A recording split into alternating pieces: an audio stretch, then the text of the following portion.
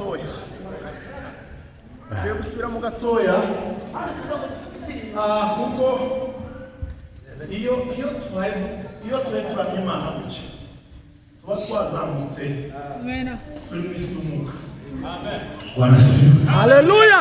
Kandi abandi bazi gutahura ibintu uko Imana yo kwamusubiza ikintu kimaze imyaka 30 bidasabwe kuvuga ngo tuvuze amagambo menshi turigaraguye oya wewe gusuka kuvuga ngo Mana kubera ko ikidendezi cy'ihene ndashaka kuvuga Haleluya.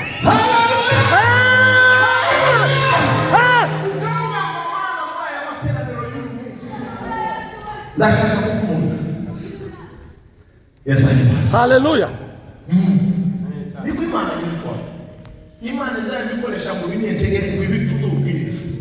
Ije gukura bisenge muri Egiputa. Ntabwo yakoresheje UN cyangwa hasere cyangwa n'imiryango ikomeye ngo bajye kubakurayo. Yakoresheje amaraso y'ihene. Ihene kuja amaraso yayo. Baba bahaguka n'abana babo ibintu byose.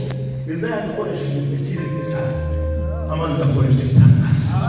Warasikiwe. Haleluya. Reka bama bajya gutyo. Tukumva Imana. Yesu ashimwe.